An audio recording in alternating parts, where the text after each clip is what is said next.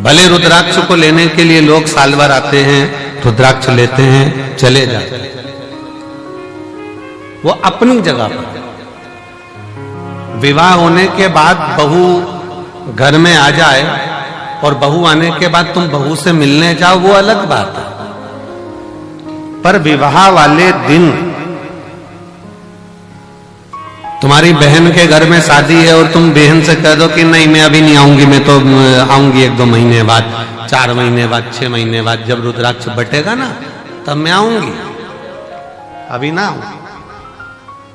तो क्या शादी का फंक्शन है, आज तो आना पड़ेगा, अभी शादी के फंक्शन में नहीं आएगी तो कब आएगी? तो क्या शादी तुम कर लो, एक काम करो, तुम आराम से करो, मैं बाद में आऊंगा। बोलो अच्छा लगेगा? जम के तो बोलो जरा। नहीं। अच्छा चलो, शादी के बाद तुम चली भी गई बहू से मिलने के लिए और तुम्हारी बहन की बहू को तुमने लिफाफा दे भी दिया, मुंह दिखाई की पांव की पायल, बिछूड़ी, कुछ भी, बक्कल, लाली, कुछ भी तुमने दे भी दी। पर ईमानदारी से बोलना, तुम तो मुंह दिखाई में दे दोगे, पर तुम्हारी बहन तुम्हारी विदाई में कुछ देगी क्या? नहीं। ओ भाई अब तुम आई, क्या मतलब इतने लेट आने से, अब हम क्या विदाई दें, अब तो जो विदाई थी सब चली। तो जो इस रुद्राक्ष महोत्सव के 7 दिन बाबा के इस धाम में आता है, कंकर शंकर पूजन करता है, प्रदोष काल की और सुबह की आरती का बाबा का दर्शन करता है, बाबा झोली पसार कर जो जाता है, अगले वर्ष वो खुद जजमान बन जाता है। इतनी कृपा शुरू कर, इतनी कृपा कर।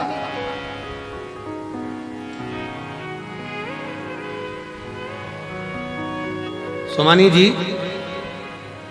बहुत दूर दूर से लोग, अमेरिका से भी आए हैं, ना जाने कहां कहां से शिव भक्त आए हैं, सब जगह से, और भी जयपुर, जोधपुर, बिहार, ये उत्तर प्रदेश हो, राजस्थान हो, महाराष्ट्र हो, हरियाणा, पंजाब, सब दूर से, दिल्ली आदि सबसे, कोई कम नहीं है। इतनी इतनी दूर से शिव भक्त यहां आते हैं, यहां पहुंचते हैं, और इतना शिव भक्त जब पहुंचता है, भगवान शंकर की शरणागति ग्रहण करता है, शिव तत्व में आता है, शिव भक्ति करता है, कितना सबको मेरे बाबा ने खूब दिया। आप सब बताना, जो पहले कुबेरेश्वर धाम आए होंगे, अगर यहां से नहीं मिलता तो ये लाखों की संख्या में तुम लोग आते।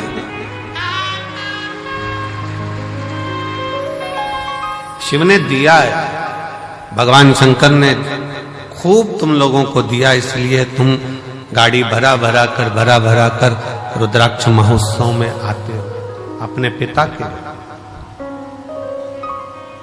अपने बाबुल के घर, और दिल से प्रार्थना भी करते हो, और शिव से कहो, तेरा ही दिया मैंने खाया पिया है, तेरा शुक्रिया है, तेरा शुक्रिया है, मुझे भोले बाबा ने बहुत दे दिया है, तेरा शुक्रिया है, तेरा शुक्रिया है। और रुद्राक्ष उत्सव का नियम है, जो आया है खाली नहीं गए। 30 साल बाद भी अगर संतान नहीं हुई है और जिसने रुद्राक्ष उत्सव का 7 दिन नहीं, 5 दिन नहीं, 3 दिन भी अगर रसतत्व ग्रहण करा, इसी कंकर शंकर की भूमि पर वो रात्रि विश्राम करा, 30 साल होने के बाद भी औलाद लेकर बाबा के धाम आया। ये शिव तत्व की, ये कुबेरेश्वर धाम की रुद्राक्ष महोत्सव की महत्वता।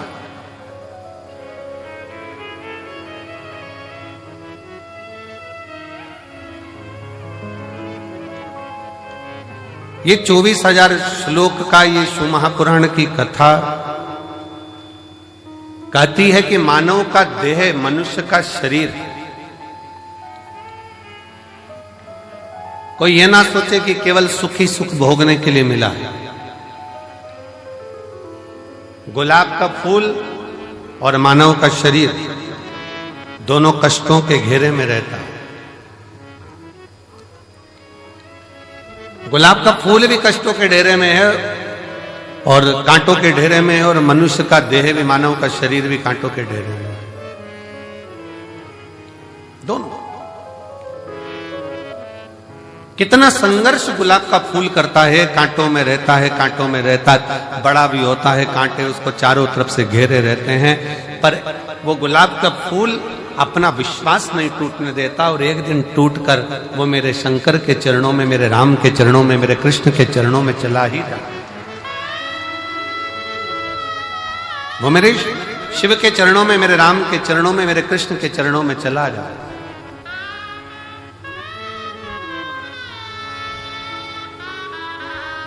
बस मानव भी इसी तरह से, मनुष्य का देह भी इसी तरह से बहुत संघर्ष का जीवन होता है। ऐसा नहीं मानव शरीर सरल है,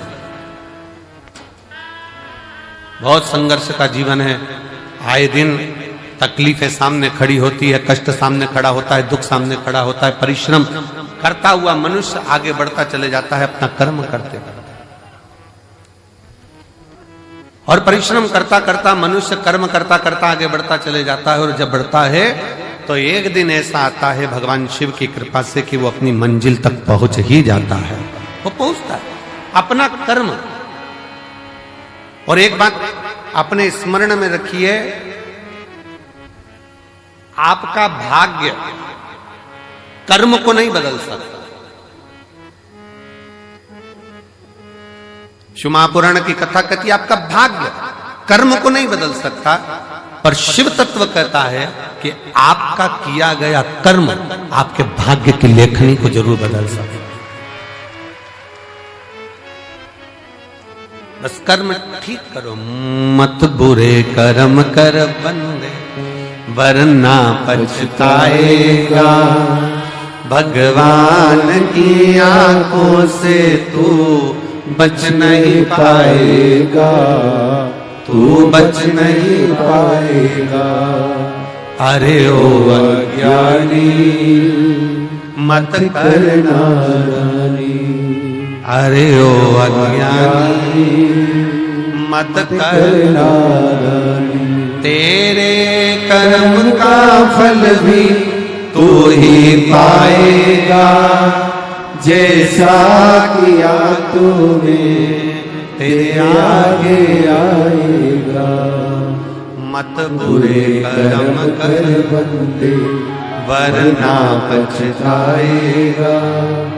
भगवान की आंखों से तू बच नहीं पाएगा, तू बच नहीं पाएगा। आप जैसा कर्म करेंगे वैसा फल मिलना है, वो फल प्राप्त ही होना। आप बस श्रेष्ठ कर्म की ओर अग्रण्य तो हो।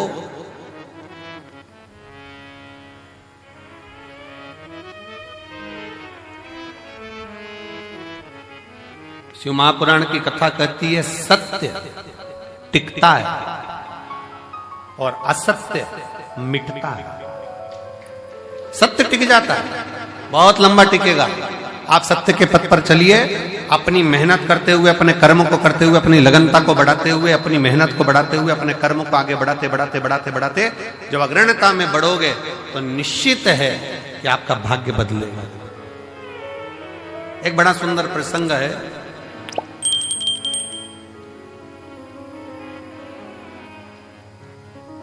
मां जगतजननी जगदम्बा अंबा मां पार्वती जी बैठी हुई, और मां अंबा, मां जगतजननी जगदम्बा मां पार्वती जी विराजमान है। और उसी समय पर मां पार्वती जी के पास में दोनों बहुएं, रिद्धि और दूसरी सिद्धि, दोनों आई। दोनों बैठी, प्रणाम किया।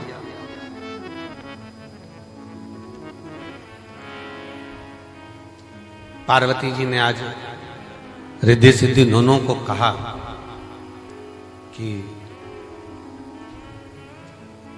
मेरा फर्ज था, मैंने वो अदा कर दिया। विवाह करा बच्चों का, और बच्चों का विवाह कर कर बच्चे का मंगल विवाह हो गया, आप बहुएं घर में आ गई। अब ये मेरा फर्ज पूर्ण हो गया, मेरा फर्ज मैंने अदा कर दिया। बहुएं घर में आ गई हैं, अब मेरा कर्म पूरा हो गया। तो रिद्धि सिद्धि में से रिद्धि ने भगवान शिव जी के सम्मुख में, भगवान शंकर तो थे नहीं, मां जगत जननी जगदम्बा पार्वती जी विराजमान थी, मां अंबा बैठी हुई थी, और मां अंबा से निवेदन करा रिद्धि, मां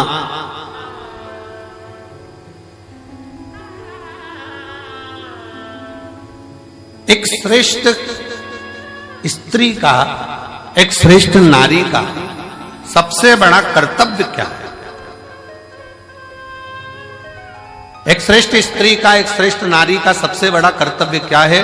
एक स्त्री अपने कर्तव्य का निर्वहन कैसे करे, उसका सबसे प्रबल कर्तव्य क्या है?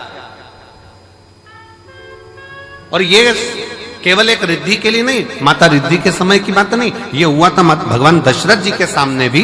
दशरथ जी के सामने प्रसंग आया, भगवान दशरथ जी महाराज के सामने बहुओं के सम्मुख में आई, तो बहुओं को देखकर दशरथ जी महाराज ने विचार करा कि माता केकई ने तो शीश महल दे दिया है,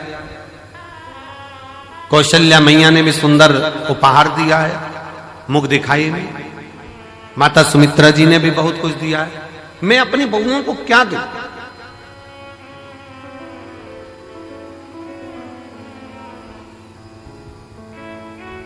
तब दशरथ बाबा ने कुछ समय के बाद एक फल मां जानकी जी की गोद में दिया और कहा, इस फल से हमारे घर की मर्यादा का स्मरण करिए।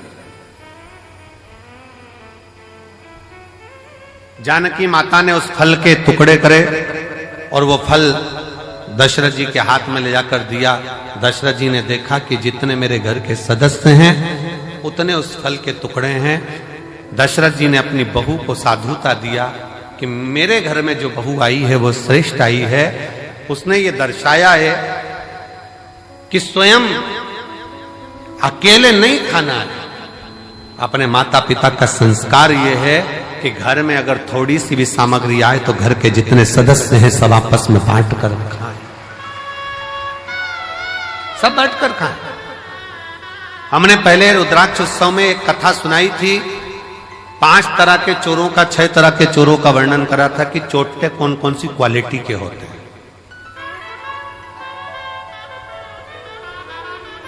जिनके स्मरण में होगा उनको मालूम होगा कि चोर कितनी कितनी क्वालिटी के होते हैं, उनकी कथा हमने कही थी। दूसरे के घर में से चोरी धन उठा कर लिया है वो भी चोर है, दूसरे का पड़ा हुआ सामान उठा ले वो भी चोर है, किसी के घर में बिना पूछे घुस गया वो भी चोर है। ऐसे चोरों की अलग अलग क्वालिटियां बताई थी। उसमें एक चोट्टा और बताया था। वो कौन सा चोट्टा था? बाजार गया, खाने का सामान लाया, चुपचाप से जेब में रखा, पत्नी के कमरे में चला गया, दोनों ने मिलकर खा लिया, अपने बच्चों को दे दिया और घर में बूढ़े माँ बाप भूखे बैठे हैं, समझ लेना चोट्टा है, चोर है, वो ही चोर। घर में बुजुर्ग माँ बाप बैठे हैं, अगर तुम एक पोहे की पुड़िया, एक समोसे की पुड़िया, एक कुरकुरा का पैकेट, एक वेपर्स का पैकेट तुम अगर लेकर आए हो, एक एक्स्ट्रा लेकर आते, बुजुर्ग माँ बाप को दे देते। शास्त्र कहता है बच्चा और बूढ़ा एक समान होता है। जितनी खाने की ललकता बच्चों में होती है उतनी ललकता बूढ़ों में भी होती है, बुजुर्ग में भी होती है। थोड़ा सा समर्पण यदि आपका हो तो आपके जीवन की सहजता, सरलता और श्रेष्ठता हो जाए। चोरों में भी ये चोर माना गया कि आप स्वयं खा रहे हो, स्वयं ले रहे हो। यहां तक कहता है स्वयं खा लेना सुकृति है, छुड़ा कर खा लेना विकृति है, और बांट कर खाना यह भारत देश की संस्कृति है कि हम बांट कर खा रहे।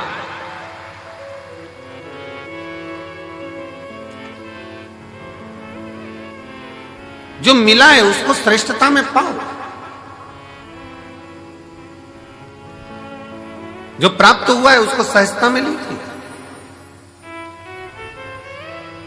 और ये सीखो शिव महापुराण के श्रोताओं से, जितनी कथा वो सुनते हैं, जितनी कथा वो ग्रहण करते हैं, जितनी कथा वो लेते हैं, उसमें से कई कथा वो अपने मोहल्ले में जाकर बांटते हैं। अपने मोहल्ले में जाकर कह देते हैं, लो हमने ये सुना था, हमने ग्रहण करा था, हमने धारण करा था, हमने लिया था। माता रिद्धि, मां रिद्धि स्वयं करे, एक माता का, एक स्त्री का, एक महिला का, एक लड़की का कर्तव्य, एक बहू का कर्तव्य क्या है? एक महिला का, एक स्त्री का कर्तव्य क्या है? पूछा, तुरंत कहा, निवेदन करा मां पार्वती जी ने, एक स्त्री का सबसे बड़ा कर्तव्य है,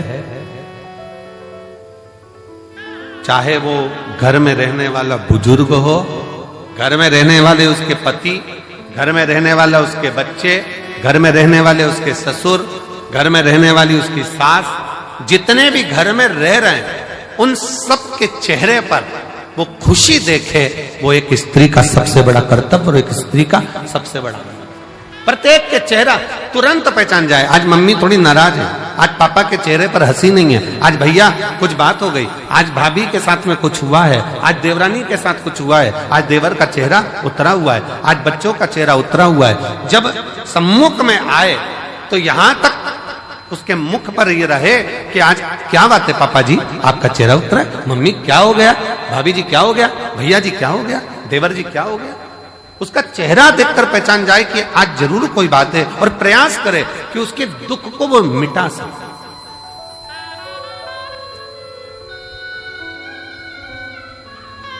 एक बात बहुत अच्छे तरह से कहेंगे, आज के जमाने में भूखे को भोजन कराने वाले ढेर सारे हैं, कम है क्या? जम के बोलो जरा। आज के जमाने में भूखे को भोजन कराने वाले बहुत सारे हैं, पर आज के जमाने में जो भूखा है, जो भूखा रहता है, उसको कमाने का तरीका सिखाने वाले कम है। भूखे को भोजन देने वाले बहुत सारे मिलेंगे और कहेंगे हम इनको भोजन करा देंगे, हम इनको लंगर करा देंगे, हम इनको भंडारा करा देंगे, ये भोजन करें, ये भोजन ग्रहण करें। पर अपने भीतर एक बात उतार कर रखिए कि किसी को भोजन करा रहे हो वो आपकी दया है, आपकी श्रेष्ठता है, भगवान की कृपा है, भोलेनाथ की करुणा है। पर उसके साथ एक बात और स्मरण में रखो कि जो बहुत दिनों से भूखा है, रोज कुछ ना कुछ बातें, रोज तकलीफ में, रोज कष्ट में, रोज परेशानी में, तो उसको समझा कर देखो हम कब तक आपको देंगे, हम कब तक आपको प्रदान करेंगे। एक काम करो, अब कुछ काम चालू करो, कोई व्यापार चालू करो, कोई व्यवसाय चालू करो, कोई ऐसा कार्य करो जिससे तुम्हारे जीवन में 2 रोटी रोज की आए और तुम्हें किसी के आगे हाथ फैलाना ना पड़ जाए। शिव महापुराण की कथा कहती है, कुबेरेश्वर धाम पर आने वाला एक एक व्यक्ति, एक पत्र है, मेरा नाम डॉक्टर सोनू वर्मा, आवास विकास कॉलोनी, हाथरस, उत्तर प्रदेश का मैं निवासी हूं। गुरुदेव, मैंने शंकर भगवान का पीछा नहीं छोड़ा। अब जरा ध्यान से सुनना, जितने आस्था चैनल पर रुद्राक्ष महोत्सव को देख रहे हैं, जितने फेसबुक यूट्यूब पर रुद्राक्ष महोत्सव को देख रहे हैं, जितने लाखों की संख्या में इस ग्राउंड में बैठकर कंकर शंकर की धरा पर बैठकर कथा सुन रहा है, और जो मंदिर प्रांगण के अंदर अपना डेरा बनाकर बैठे हैं, वो भी ध्यान से सुनना। इसने कथा कितनी सुनी है। गुरुजी, मैं भी डॉक्टर और मैं एक अन्य डॉक्टर के साथ में मिलकर हम लोग हॉस्पिटल आदि चलाते थे, पर कोई बात के कारण बस वो अलग हो गया, मन खराब हो गया, परिवार पूरा टूट गया। विचार करने लगे अब करें तो एकदम करें क्या। हिस्सा जो उसका था वो पूरा चले गया और मिला कुछ नहीं। अब करें तो करें क्या। तब परिवार के लोगों ने कहा कि एक बार कुबेरेश्वर धाम चलो और कुबेर भंडारी से प्रार्थना करते हैं वहां चलकर। जब कुबेरेश्वर धाम आए, कुबेर भंडारी से वहां प्रार्थना करने के लिए आए और कुबेर भंडारी से अपन प्रार्थना करते हैं। यहां आकर बाबा से प्रार्थना करी, कंकर शंकर की पूजन करी कि अब मुझे जो धोखा मिला है कृपा ऐसी कर दो कि मेरा खुद का क्लिनिक हॉस्पिटल चालू हो, खुद का कोई अच्छा कार्य चालू। गुरुदेव बाबा से कहकर विनती कर कर नियम लेकर गया कि मैं भी जब तक मेरा खुद का काम चालू नहीं होता मैं कथा के पंडाल में कथा सुनूंगा। पहली कथा कुबेरेश्वर धाम पर रुद्राक्ष महोत्सव की सुनी, दूसरी कथा धाम पर फिर गुरु पूर्णिमा की सुनी, तीसरी कथा मैनपुरी में जाकर सुनी, चौथी कथा कोटा में जाकर सुनी, पांचवी कथा छाता में सुनी, छठी कथा हापुड़ में सुनी, सातवीं कथा फिरोजाबाद में सुनी, आठवीं कथा फरीदाबाद में सुनी, नवीं कथा मेरठ में सुनी, 10वीं कथा प्रयागराज में सुनी और 11वीं कथा आज यहां श्रवण कर रहा हूं। और बाबा ने मेरा सारा काम कर दिया, खुद का चालू कर दिया, मेरा स्वयं का कार्य बाबा ने चालू करा दिया। आज मैं गौरवान्वित हूं और खुश हूं और बाबा को प्रणाम। आपको किसी के आगे हाथ नहीं फैला। हम फिर कहेंगे भंडारा कराने वाले ढेर मिलेंगे, भोजन कराने वाले ढेर मिलेंगे, भूखे को भोजन खिलाने वाले मिलेंगे, पर भूखे को उसके व्यापार तक लगाने वाले, भूखे को उसके व्यवसाय से जोड़ने वाले नहीं मिलेंगे, नहीं मिलेंगे। पर शिव शिव, शंकर शंकर,